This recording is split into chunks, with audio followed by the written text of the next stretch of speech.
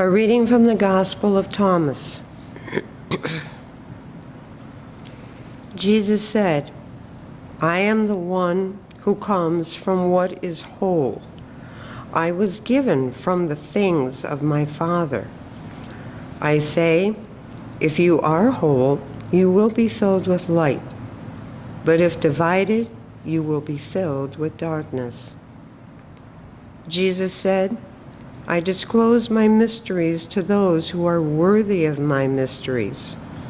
Do not let your left hand know what your right hand is doing. One who knows all but lacks within is totally lacking.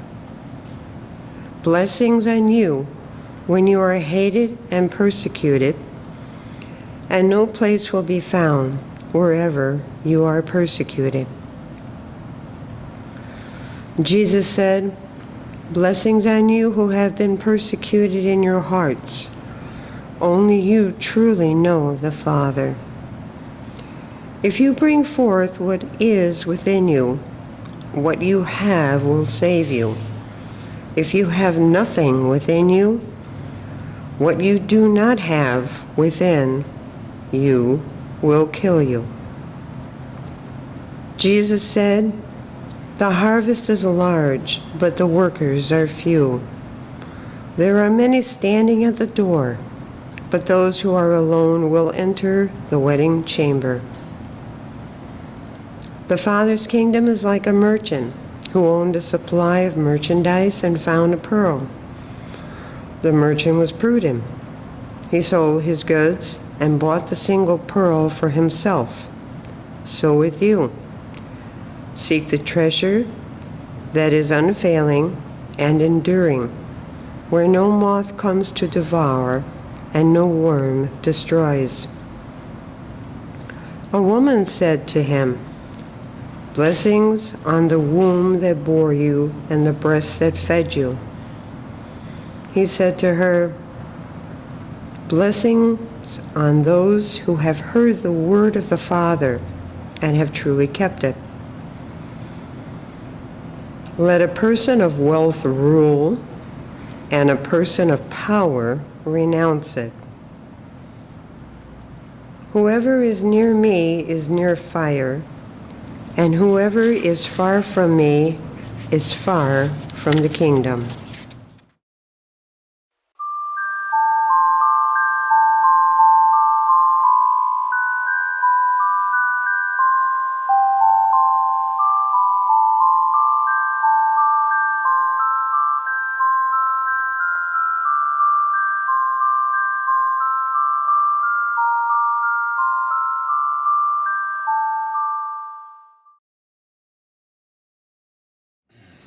This morning's reading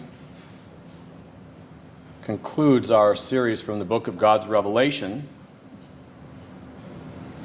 For 70 days from the giving of the revelations to the 7 churches on the 18th day of April at Easter, at its rising the sun had shone brightly with the mixed colors of the rainbow. At night, 70 stars appeared with celestial rays to support the day star and to bless the inhabitants of the earth. And on the 70th day, the man read from the book of the Revelation to 104 communicants of the way, gathered on the heights of the sanctuary. And this was a heavenly sign of God's blessing over the earth. And on the 7th day, following the reading of the Revelations, on the 206th anniversary of America's independence, revelations on the fate and destiny of America and on the cycles and times of the nations were revealed. And for 2 days after this, the moon glowed a dusty red, then black as it was eclipsed. And the man saw 3 rings enclosing a field of smoky gray, with a black center that encircled the moon, the outer a blood red, the middle a dark blue, and the inner white. The man recalled a similar appearance he had witnessed in Peru 14 years before. At the time he had seen 3 rings around the sun, when the risen child Jamil had revealed to him the first prophecy to the Americas. and the fate of the people of the world.